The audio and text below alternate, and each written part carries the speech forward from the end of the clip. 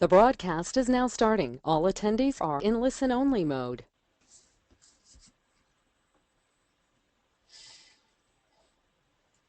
Hello, this is Claudia Clayton. I am the current chair of the CI division for SLA, and I wanted to introduce you to our speaker and topic for today. Our speaker is Scott Brown. I consider Scott to be the social media guru for SLA. Scott has been a major participant in SLA since 2002 in a number of key roles, both past and present, including having been a founding member of the Competitive Intelligence Division. Currently, Scott is the manager of library services at Qualcomm. He's also the author of the 2012 book Social Information: Gaining Competitive and Business Advantage Using Social Media Tools. And Scott is the owner of Social Information Group, which is an independent information practice that focuses on the effective use of social networking tools for sharing and finding information. Scott's going to talk today on a topic that we've, as a division, run twice before as a session at the SLA conference to a standing room only crowd. The topic is what are the best apps, 60 apps in 60 minutes, and those apps would be for iOS, Android, and other mobile devices. He's going to cover apps for business and competitive information and productivity. And also you'll be able to take away some interesting apps for not just information and productivity, but also for fun. So with that, I'm going to turn it over to Scott to start the presentation. I will just let you know that we would appreciate you sending in your questions, and we'll address them at the end of the call. And as always, the presentation will be available on via our website for you to access after the session ends. I think it takes about 24 hours.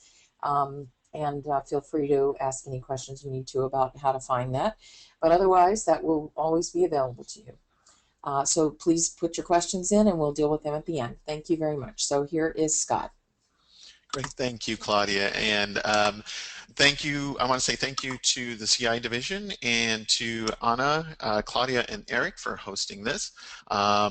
As Claudia said, this is, I think, the third version of 60 apps. And this is really one of my favorite presentations to do. It's so much fun, and hopefully you will have some fun with this as well. As Claudia mentioned, you can use the 60 apps hashtag, the SLACID hashtag. You can follow and tweet at me at Social Info, which is Social Information Group, so feel free to do that. So I'm going to start with a story. So I grew up in a motorcycle family, and recently I was in a parking lot of a restaurant, and this group of motorcyclists came into the lot, 30 motorcyclists, and they all parked. They were going to eat. And what was striking is, almost to a person, when they got off their bikes, they did that. They took out their mobile devices and started looking at them. And it was interesting because, having grown up in a motorcycle family, that's not typically what I'm used to motorcyclists doing as soon as they get off their bikes, right? They're looking around, they're talking, but again, almost to a person, they were looking at their devices, and it was just, it struck me, and it kind of struck a chord in relation with this presentation, because it really impressed on me how embedded mobile is in our lives these days, in many different ways. And so to share kind of some statistics about how this is continuing to grow. These are all from Pew Internet, which is US focused. So as of June 2013, which is the most recent stats they're reporting, 56% of US adults, that's 18 and over, so who knows what's going on, what that percentage is down into the teen years, own smartphones, not mobile devices, but smartphones. 74% of those owners use their phone to get directions or other information based on their location, based upon where they are. 30% use their location when posting information, and that's double from 2011. That's a 2012 number, that's double from 2011. 32% bank or do some kind of banking activity using mobile, which is an amazing figure to me. That just seems interesting, especially with most of the paranoia, or at least recent paranoia around mobile and banking or online banking. And then 52% look for health information, which again is a really striking number to me. So what's really fascinating and what you'll see illustrated through some of this is how mobile is becoming embedded in so many different activities, including banking, including healthcare. And what I think is really interesting about mobile is it combines different things, different unique pieces about mobile to create even more unique situations and more apps. So it combines location, it combines direction, speed, potentially images, and combines that with information. And then what you'll see is it combines that with your network as well, whether that's a physical network where you are in your location, whether that's your professional network or your personal network. It's interesting to see the power of apps as they start to combine all this different information. And so my goal today is to really give you a walkthrough this shift that's going through these different illustrations, and hopefully help you make some sense of where it's going, while at the same time showing you some cool apps that you'll go and immediately download, and also have a little bit of fun as well. So I'm going to cover apps across this spectrum. These are little different selection of categories than I've done in the past, or that Joe Murphy and I have done in the past, and they don't necessarily fit neatly across these categories. Many of them are combinations of two or more of these, but roughly what I'll cover is apps specific to, or might be useful for CI, librarians, and info pros.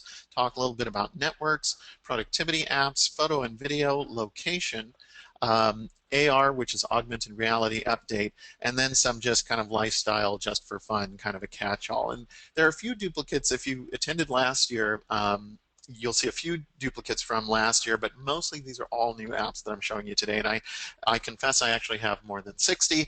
I cheated a little bit.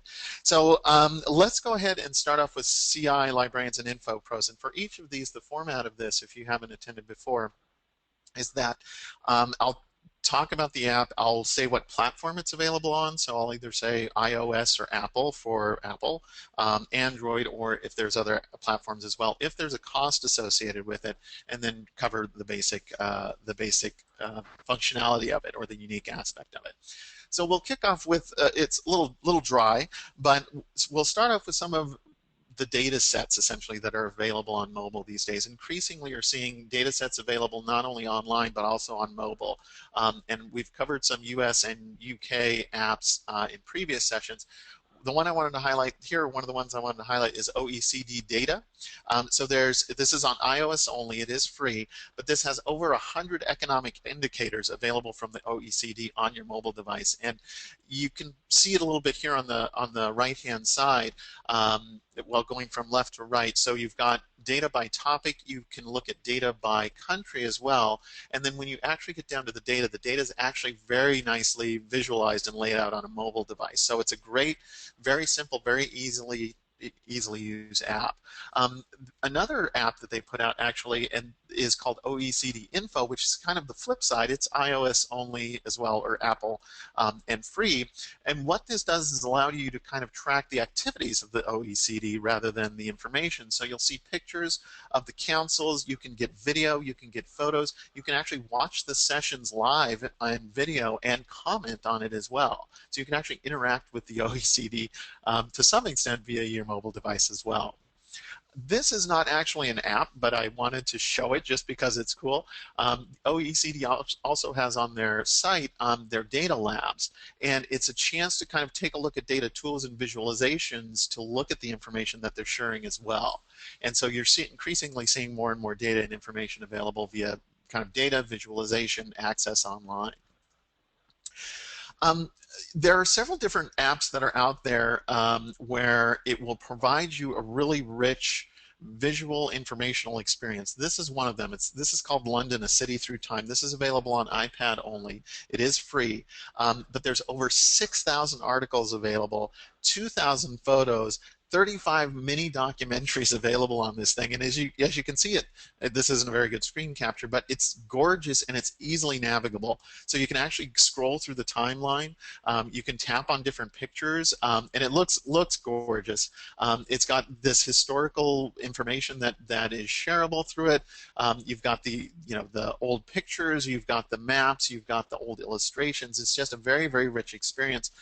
Similar app, which I didn't highlight, is New York Public Library. They just released one on Mary Shelley's Frankenstein, and recently they've done one on the World's Fair, which covers kind of what the cultural shift was going on when the World's Fair was happening in 1939, 1940. Coming back to the US GPO, they have actually 4 different apps available through their site, available on Android. They also have a mobile site, and it's free. So you can get, they just released the member guide for the 113th Congress, so you can actually look at various congressional members by state, by location, by affiliation. But you can also, excuse me, find the budget. And then this one, which is kind of interesting, this is presidential documents, and you can actually look up documents by location. So in this example, I looked up San Diego, California, and it gave me 2 different presidential documents that are available associated with San Diego. So a weekly address from 2011, as well as remarks at the Quickens Loan Carrier Classic in San Diego, California. So it's kind of interesting to explore it based upon your location as well. To take a look at a more visual side of it, this is Stats of the Union. I think this has over 100 different visualizations of information around the U.S. as well. So the one you're looking at here is uninsured under 65, and it's gorgeous looking. It's iPad, it's free, but it's got all these really, really nice looking visualizations of different information that you might want to take a look at. I don't know how interactive it is, but it's got some really gorgeous looking stuff. All right, how about kind of finding and managing your own information? This is Feedly, and this is on Apple, on Kindle, and on Android. This is free. And what's interesting is you'll see this in the next few apps and through these is that a lot of these are becoming more gesture-based. So it's not a matter of typing on a keyboard or searching. You know, we've got voice activation and voice dictation, but you're seeing more and more gesture-based kind of things, which is making it really easy to manage information. So again, Feedly, I just got on this recently, and I set this up literally in like a minute or 2, and I was ready to go.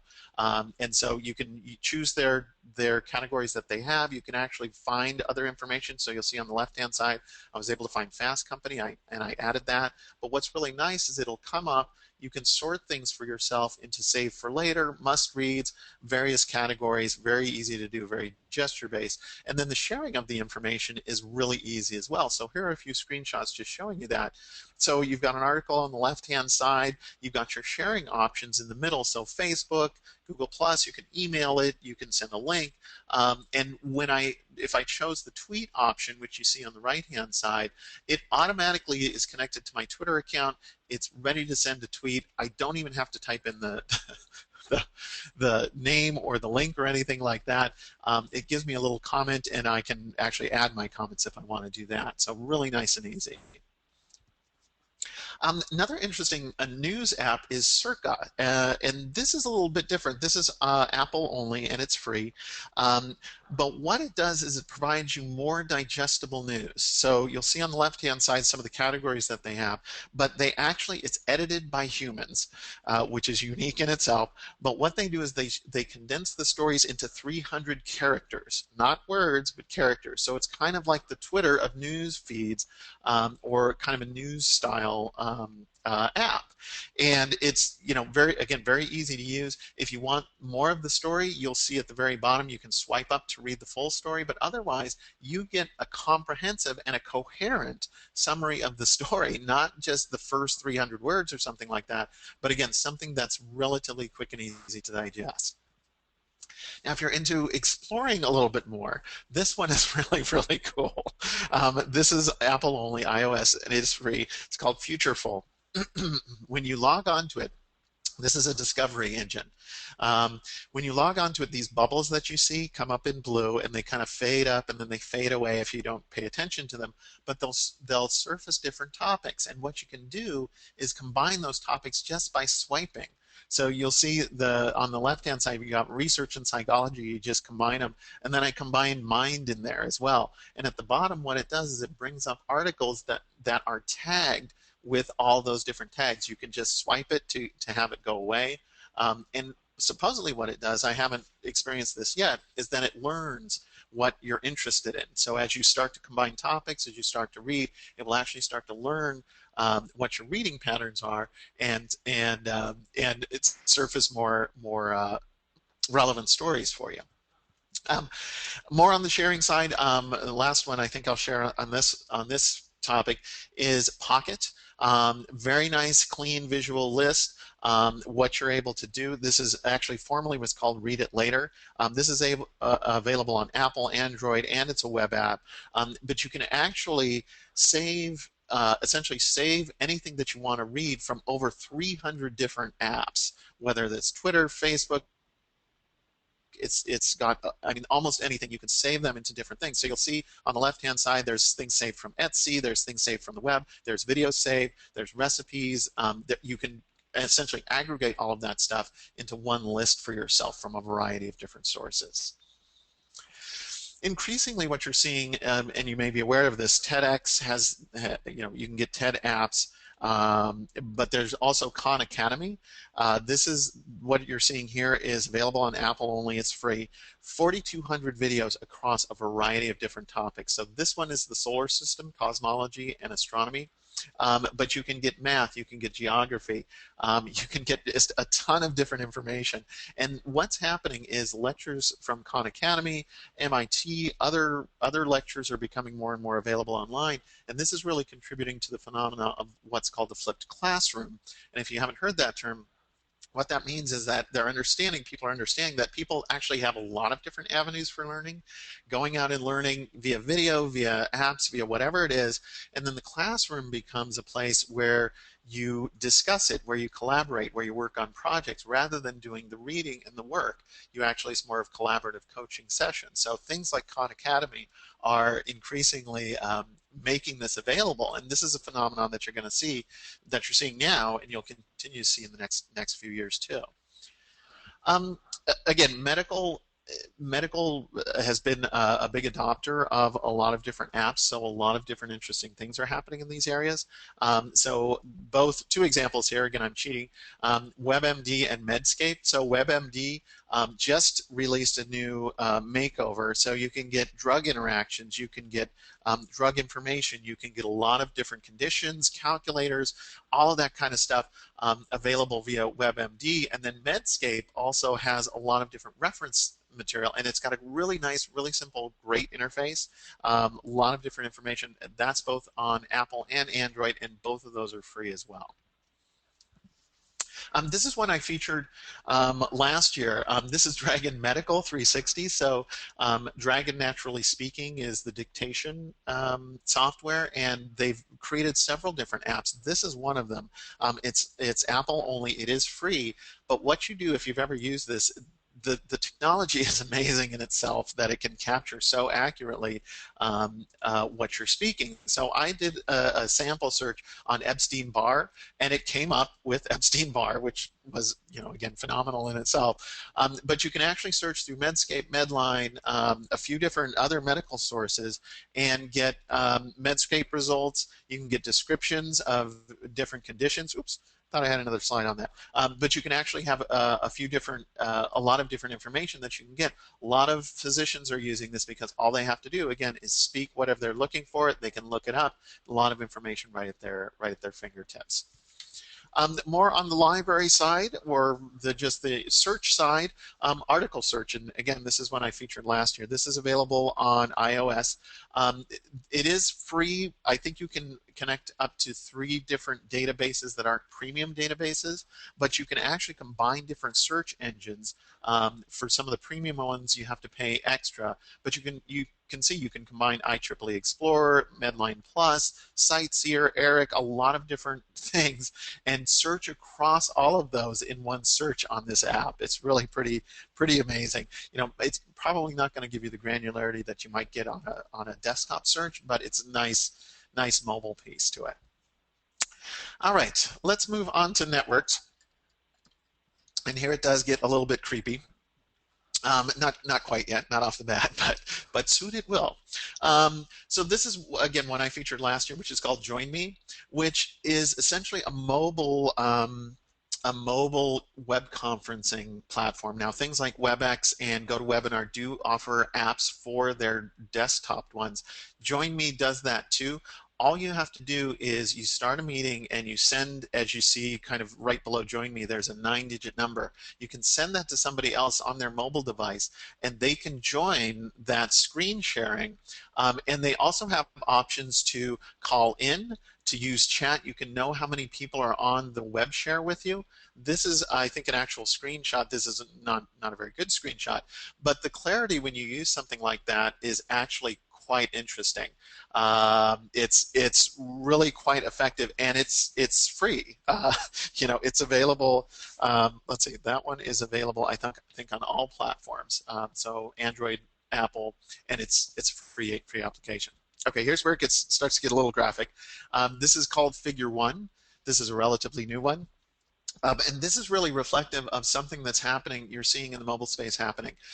What this does is it allows physicians, or anyone, I think, to take pictures of a condition and then you share them among the community to kind of crowdsource diagnosis. And theoretically, there are other healthcare professionals on this, and it's not just kind of a morbid curiosity thing. But you actually do have to sign a consent form, or electronically sign a consent form, in order to load images up onto it. But what's interesting about this, in reading studies about this phenomenon, is in crowdsourcing results, oftentimes the result of having several different clinicians look at something is the diagnosis accuracy goes way up into the high 90s. And so you're starting to see this kind of application being used in the field, where the only connection is oftentimes a mobile device. So it's really interesting application. To get a little bit creepier, this is something that's not actually available yet, but this is called Refresh. It's in private Apple beta. What you do is you sign up via LinkedIn, and what this does is it allows you in advance or on site to put in a name of somebody that you're meeting, and what it will do is it will pull together information from your various networks about that person to remind you of topics of conversation.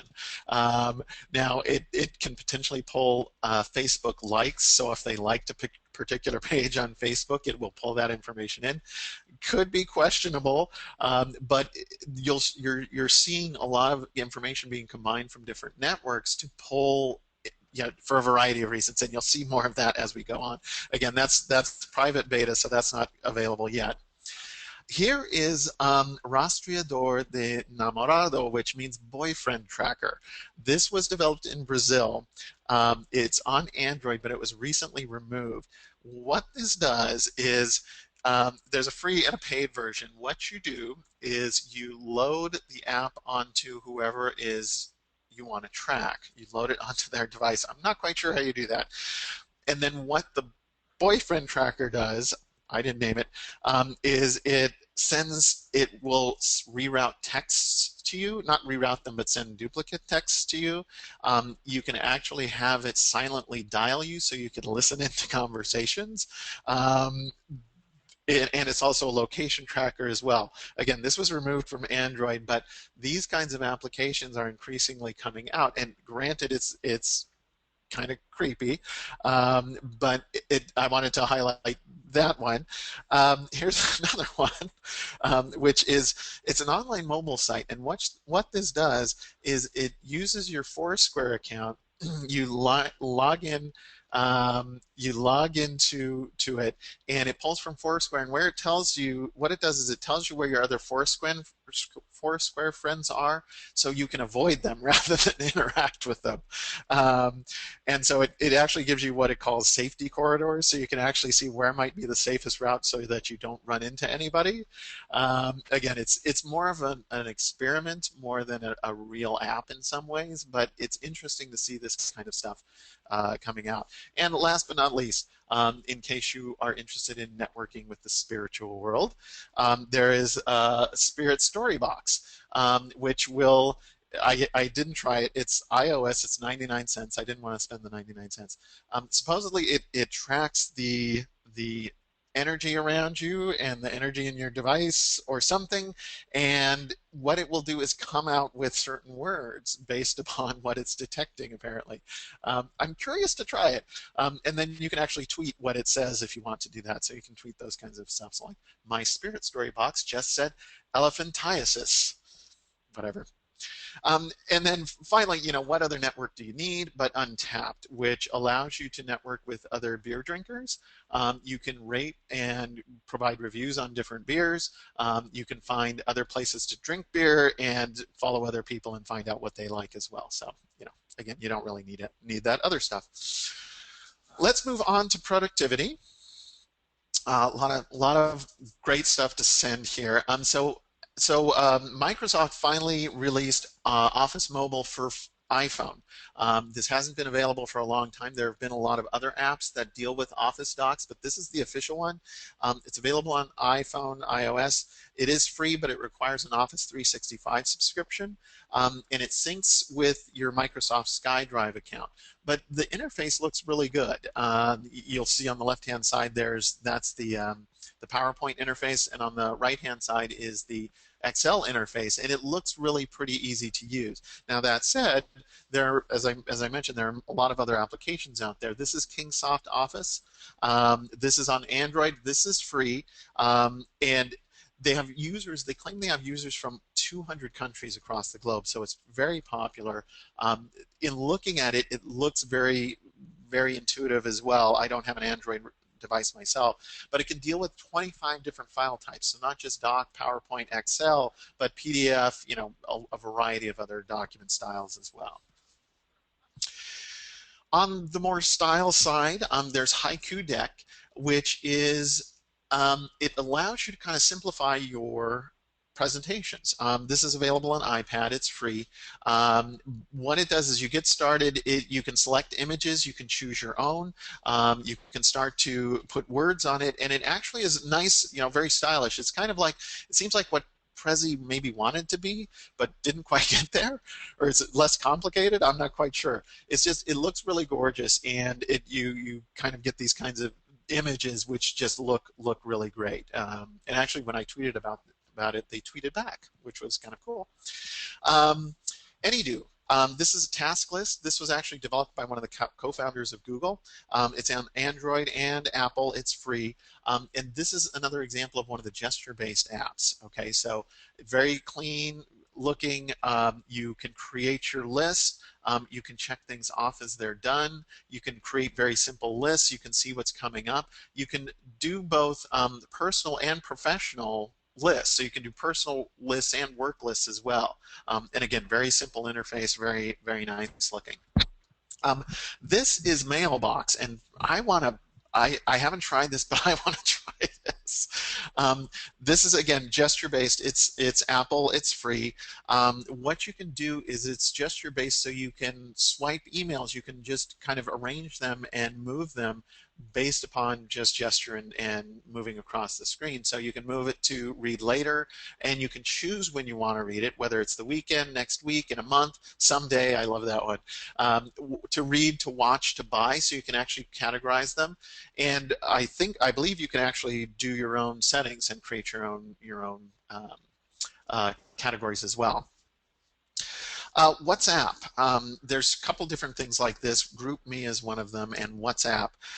This is available on all platforms. For the first year, it's free, and then it's 99 cents a year afterwards. But what this does is it allows you to create chat groups and there's no international charges, and it's much more interactive. Well, I don't know about interactive.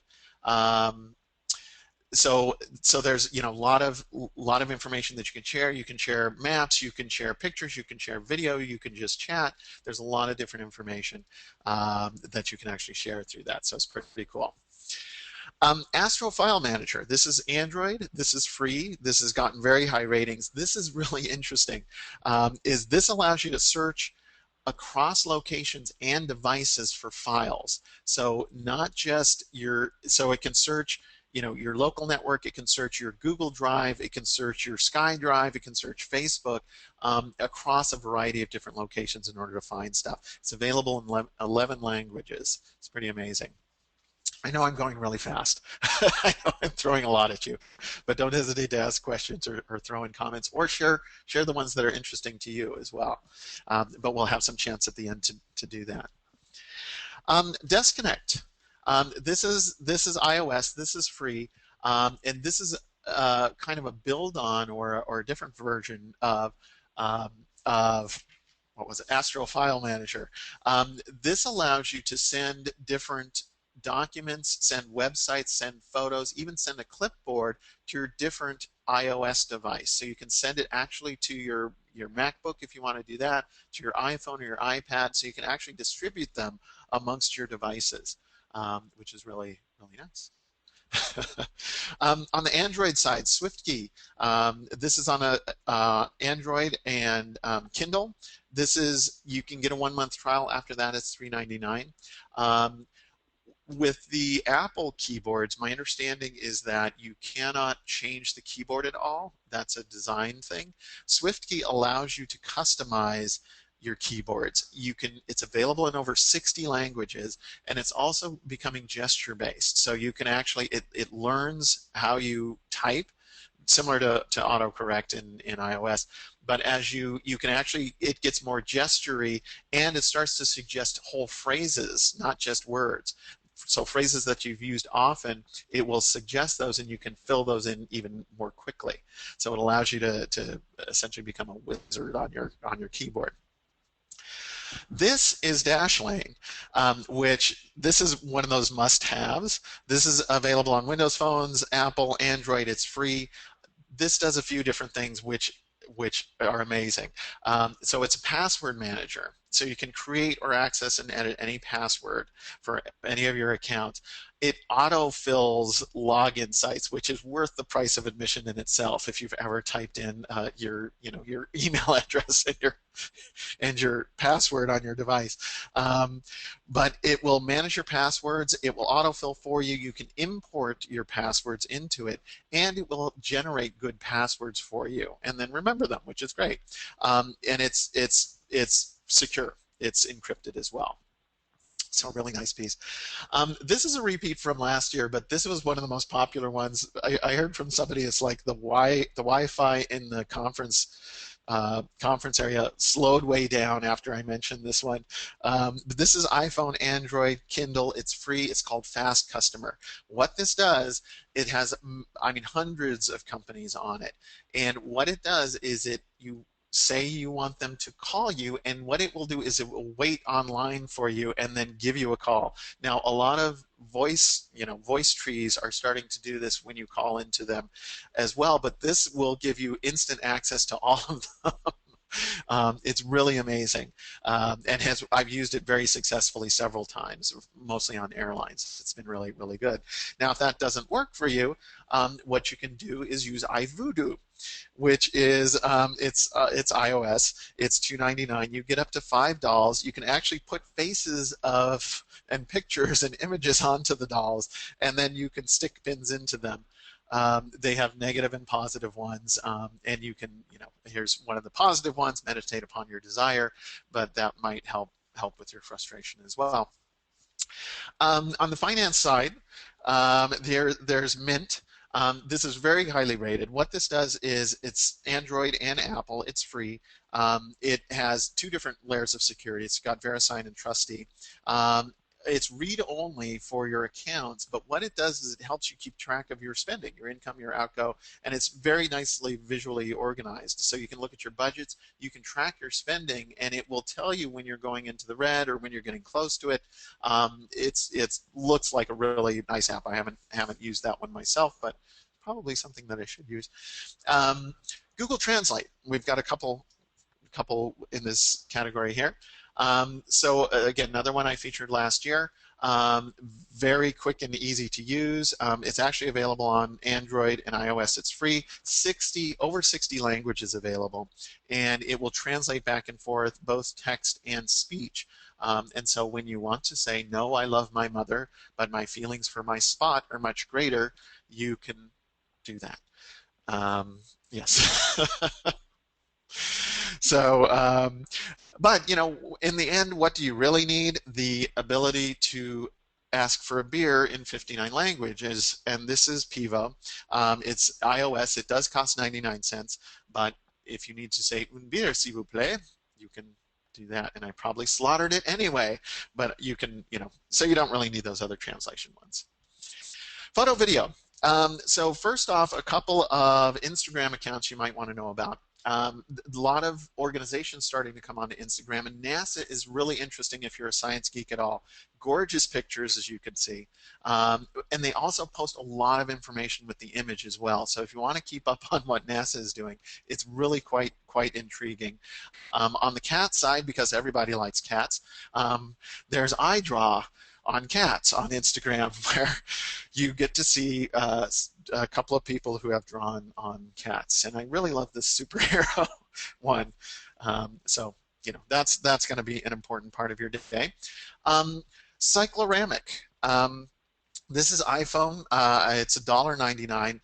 It works on previous versions of iPhone, but only on the iPhone 5. What you do and what you see in the picture there is it'll take a 360-degree picture and stitch it together. But what you can do with the iPhone 5 is set it on a table on its edge, and it will vibrate at just the right frequency and spin itself around and take a 360-degree picture. Go out and take a look at the videos. If you have an iPhone 5, download it and see what happens. But it's pretty amazing that it will actually do that. I swap faces. It's iOS. It's 99 cents. Create the creepiest photos that you could ever create. I mean, really disturbing. What you do is you simply put the masks over and you can swap them and create really disturbing memories. Hang with. This was actually suggested by a friend of mine.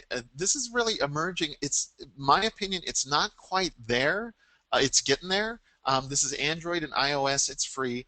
What it does is it allows you to watch and create kind of on-the-fly video broadcasts. And it's interesting. They're trying to bring celebrities onto it, so you can watch 50 Cent and, quote, hang out with him. Cheech and Chong and hang out with them. I haven't done that. Should be interesting. There's a lot of noise on it right now, but it's an interesting way to, it's this kind of instantaneous real-time video broadcasting, and I think that's something that you're going to continue to see more of. On the subject of kind of sharing information, and as we move into information disappearing, which is a really interesting topic, I think, this is Bamboo Loop. So so what this does, it's similar to SnapChat, which I'll cover in a sec. What you can do is you can connect with other users and share photos and images back and forth, and then you can modify those images. So say I share a picture of coffee to someone, they'll write coffee on it or yes or something and then send it back, and it's gesture based. So to send it to them, you just kind of swish it off your screen. It's kind of a fun little app. Probably you've heard of Snapchat. This is available on Apple and Android. But what this does is your photos disappear after a certain amount of time. I think 10 seconds is the longest amount of time that it will exist. So you can share photos with others, but then they disappear supposedly forever. My guess is probably someone has found a way to work around that. Might have been good for someone like Anthony Weiner. I don't know. But anyway, that concept is now coming to Twitter. So this is an app called, actually it's called Twitter Spirit. But you go onto this is not an app, but you go onto the site and you click on it, it connects to your Twitter account, and then what you can do is put hashtags on your tweets to make them disappear after a certain amount of time, which is really intriguing. So either minutes, hours, or days, and you see the hashtags there. Very interesting, and increasingly going to be an issue, right, in finding information, but what's fascinating to me is kind of this disappearing information. Okay, let's move on to location. Okay, Foursquare. Foursquare is not new. One of the first location apps. What's interesting, and this is where kind of the data piece comes into it, is it's becoming more location aware, and what they're starting to introduce is automatic detection and suggestions, so that you don't even have to have it up to get suggestions or to say, are you here? It's starting to become more automatic and more ubiquitous, for want of a better word. And Foursquare is available for free on a variety of apps. If you really need some motivation, there's Gym Shamer, which will shame you publicly if you don't go to the gym based upon your Foursquare logins. So essentially, it's Apple, it's Android, it's free. If you don't check in, then it'll send a tweet out or a Facebook post on your behalf shaming you, essentially. There are actually other apps that will publicly shame you as well.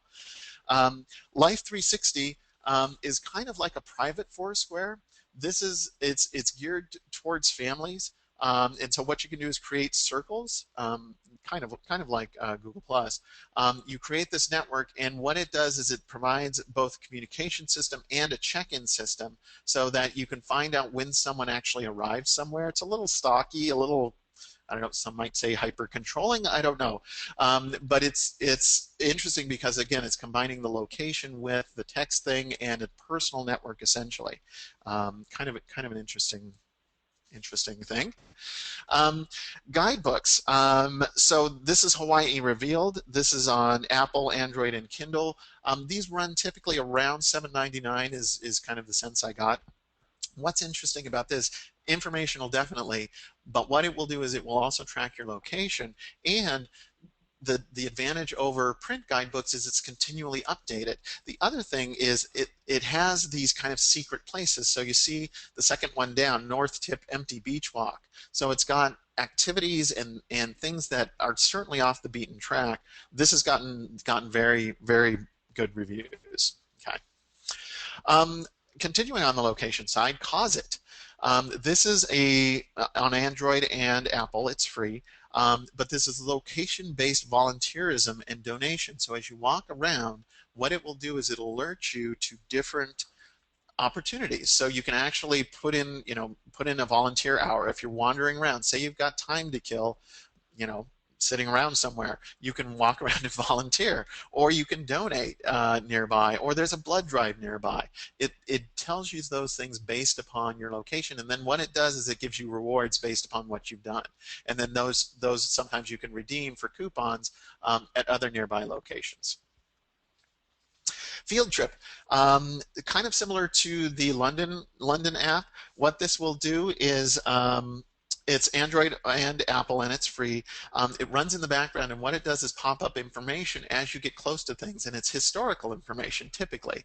And it's really interesting to see it pop up because it'll give you just a short snippet, a picture on the things that wherever you are. So I've used it here in San Diego, and it's just been interesting to kind of see that stuff surface. Waze, if you haven't heard, this is getting rave reviews. It's Android and iOS. It's free. I just started using this myself, and it's phenomenal. So you can track your commute. What it will do is it keeps track of both what it's experiencing in other users, what it knows about traffic data, what people are reporting, and will potentially reroute you based on almost real-time traffic. So it tracks location, it tracks motion, it tracks speed, it takes all of that stuff and potentially reroutes you. And it's based upon all of this information that it's sourcing from everybody that's in its network and all the information that it's pulling in. really an interesting app. Something that's very interesting. If you're a little less trustworthy, there's Trapster. It's Android, BlackBerry, and iOS. It's free. It's been tested for accuracy, and it gets good rating for accuracy. So it was actually banned at one time, but it'll track red light cameras, speed traps, all that kind of stuff. That's the kind of information you need. And then last but not least in this category is Glimpse, and this is something I featured last year, where you can send a code or a phone number or email to somebody on their device. They accept it, and essentially it'll start tracking them. So if you're meeting somebody, you can see how far away they are and where they are on their way. So it's kind of an interesting, I can see how that might be a little stalkery, but it's kind of interesting as well. All right, let's move on to augmented reality. Just a few things here. NASA has released Spacecraft 3D. So if you're interested in seeing what some of these things look like around your home, on your cat perhaps, you can get it. It's Apple only. It's free. It does require you to cut out a marker, a visual marker, put it on the ground, and you'll see that in the right-hand side picture, the little cutout there.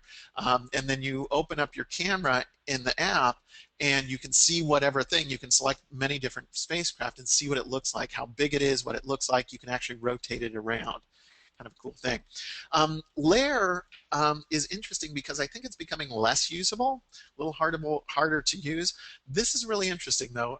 Library Thing has created an app for Layer where you can look around and find not just libraries, but also other events. So you'll see, this is from my office, UCSD Bookstore, Neurosciences Institute, and then also the San Diego Book Festival. So kind of a nice little thing. It's Android and Apple, and that's free.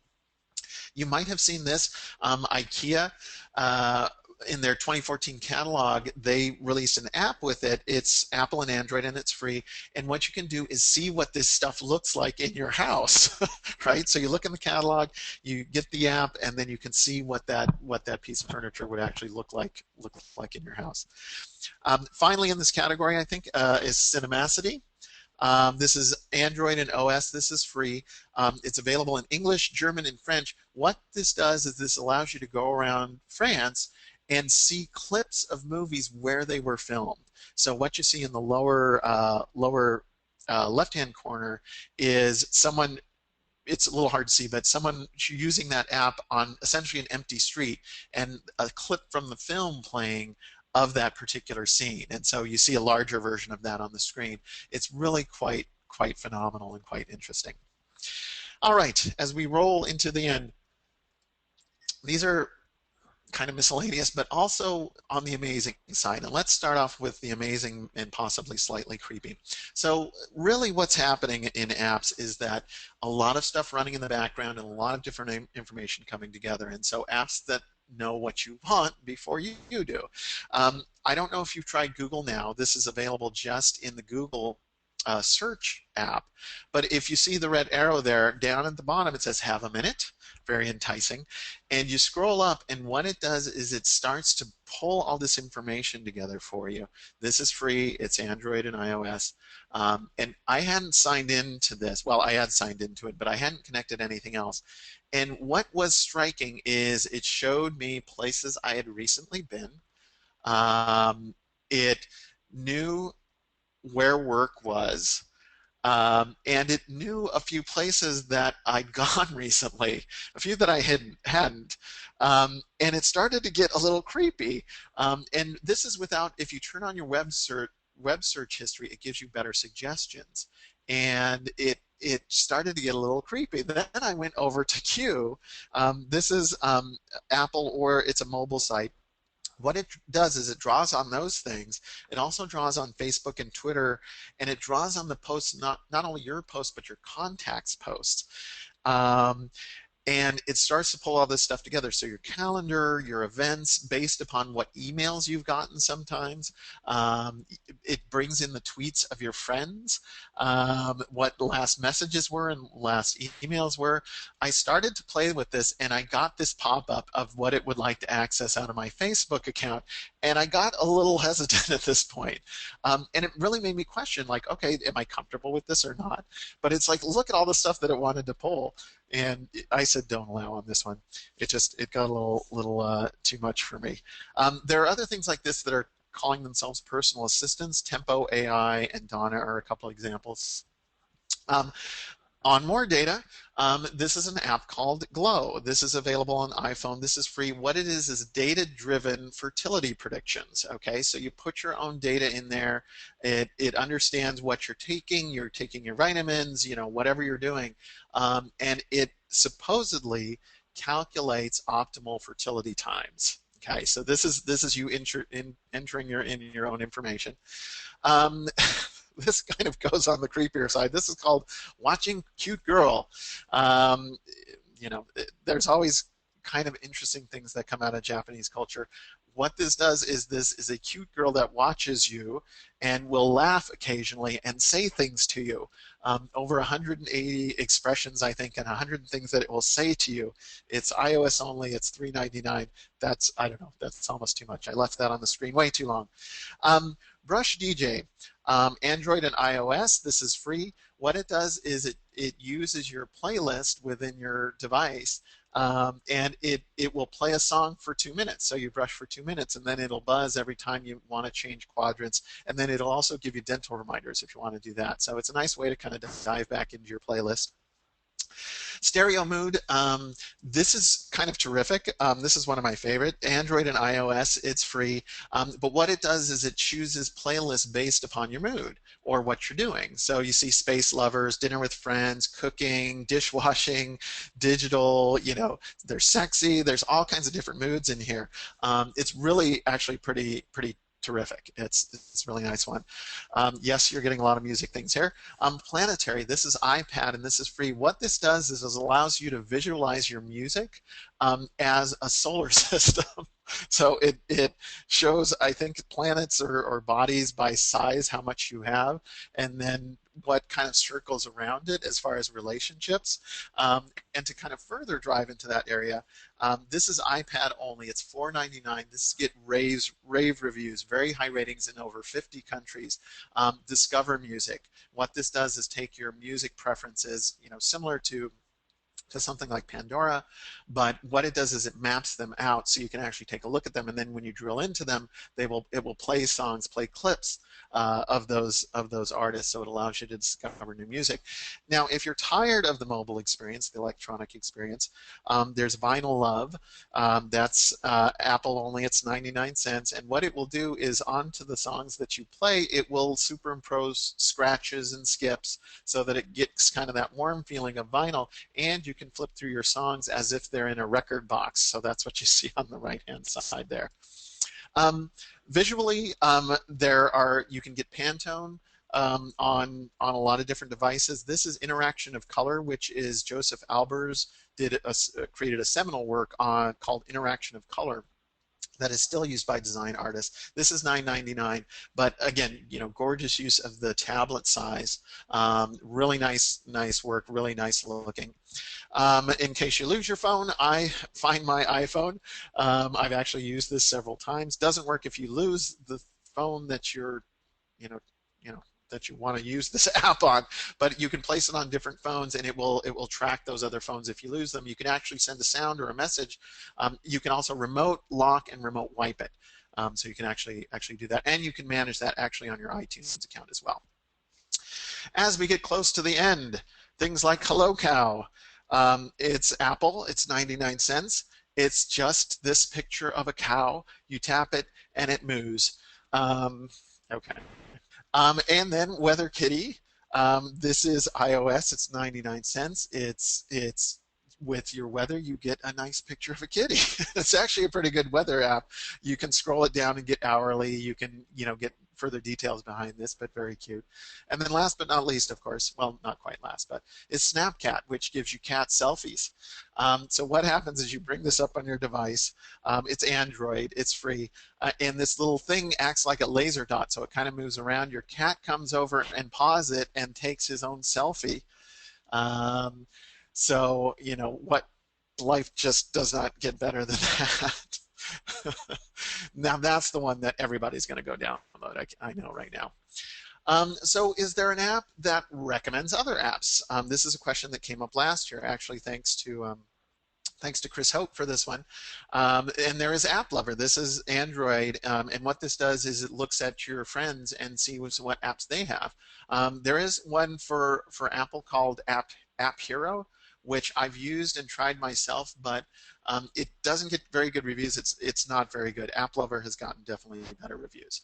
And then finding things, finding apps. There's Quixie. You can select your different platforms. You can find apps by keyword, by function. You can filter it by operating system, and the results will give you pricing. They'll give you description. They'll give you reviews as well.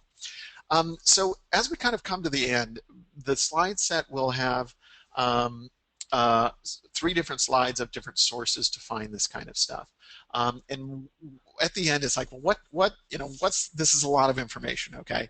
But what's interesting, again, is that it's this combination of location, direction, speed, networks, info, and it's kind of creepy, but it's kind of cool.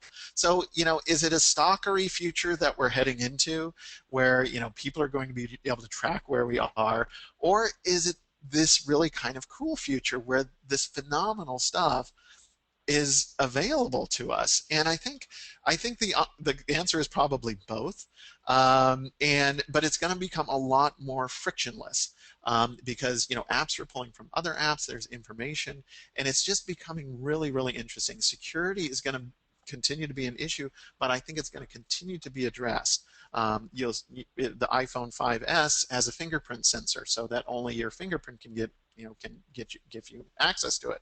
There are other things that are gesture-based that will open up your device only if you shake it a certain way, and it knows by the unique way that you shake it, that it's you. And so there's different things that are kind of mitigating that, but I think ultimately what it is that it's going to be what's useful for you. So prior to these presentations, I always load up my phone with apps to test them out myself and see what they're like, and and promote the ones that work well for me. But what's nice is when I sometimes have to wipe my phone, I get to start over. And the takeaway for me is take what's going to be useful for you. What's going to help you be, get on your journey, and I think what's really interesting ultimately is the relationship to the information that's being shared in these devices and what information is interesting and relevant to us. So let's open it up. I know that's a lot of information, so we'll open it up for questions. Feel free to put them through the chat screen. I know Claudia has fielded a few, and tell us what is cool for you. Okay, Scott. Well, this is Claudia. Actually, it was a good thing I was muted while I was listening in because I was laughing, and in a few places I was cringing, and some I was awed. So I really enjoyed it, and I always find this presentation to be great. It's a great break in the day too because you get to think about other things that are out of the box. But we do have a couple of questions, and then after we do our questions, I'm going to just give you a couple of reminders about some things that are coming up. But before I do, just in case some people have to drop off at the end, I wanted to thank our sponsor, Aurora WDC. They actually have a series of webinars as well that are listed on our website. You can either go to the SLA CID website to find those under events and webinars, or go to aurorawdc.com. The next one will be how to use competitor response modeling, and that will be tomorrow, actually, so hurry up and sign up for that if you want to. And if we have time at the end, I'll talk about our next SLA CID webinar, but you can find that on our website as well. Okay, so to the questions for Scott, for those of you who can stay with us.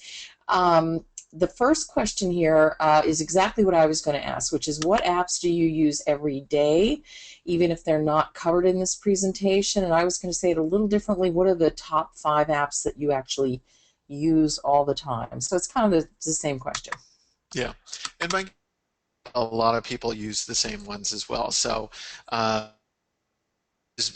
the one I probably use most, as probably most people do, is Maps. Just simply Google Maps, or I have an iPhone, so I use the iPhone app as well. To be honest, I use WeatherKitty every day, and I can't believe I'm saying that, but yes, it's true. Because it's, why not? I do use Foursquare a lot when I check in, and I also use Facebook a lot, but that's more on the personal side. But yeah, I mean, most of my day-to-day informational needs are more definitely location-based. So. Okay. Yeah. By the way, while I field the last two questions, if anyone wants to throw in not just a question, but also any apps that weren't mentioned that you use every day, throw them in there as opposed to a question specifically. So Carolyn asks, for those of us, for those of us not in the USA, what is GPO? I'm sorry, that's the Government Publication Office. Okay, Government Publication Office. Okay. Yep. And does this mean that QR code apps and uses are now old hat? The answer, so I didn't put in any QR codes because we'd covered that in both the previous apps, and I didn't want to duplicate too much, though I did duplicate some. So I think the answer is no. I think a lot of, at least for our purposes, people are still struggling with exactly how to use those. I don't think they're going away. I think they might get more interesting pretty soon, but I also think the ability for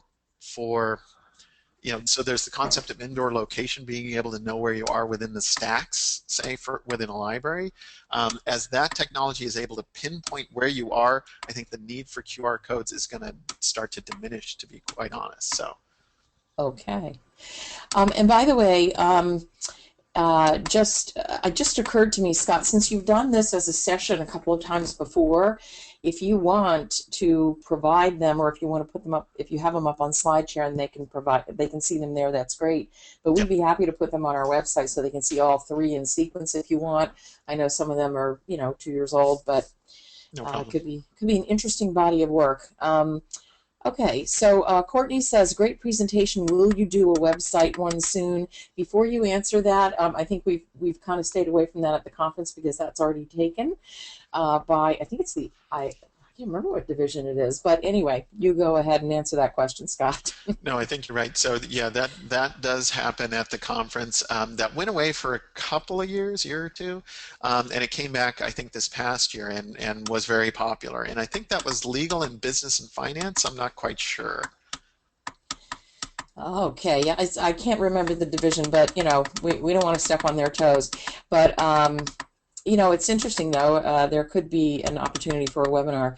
Okay, so here's some of the recommendations. Donna says she recommends Zite, Z-I-T-E, which generates a magazine of sorts based on your interests. You can add topics of your own or select theirs. Eva, I think, uses Instapaper all the time. Jennifer, best photo edit app, very robust, PhotoGene 2, P-H-O-T-O-G-E-N-E 2. MyFitnessPal, can't see the name. We talked about government printing office. NPR Music and NPR News, use every day. Out of Milk, I think that's interesting. I don't know what that is. Maybe that's a task tracker. Yeah, I think. Oh, okay. Okay, task tracker. Out of Milk. That's a very good name. TripIt. I was just seeing an article about that recently and thinking about it. And Naomi says, thanks, Scott. The motorcycle photo at the beginning was at the top of Mount Lemmon in Arizona. Oh, very good. Didn't know that. Susanna said there's also an app called Weather Puppy for the dog lovers. So I'm going to have to go get that one now. Also, just so you folks know, Scott's slides will be available on his SlideShare account. I think that's in the stream here, the chat stream.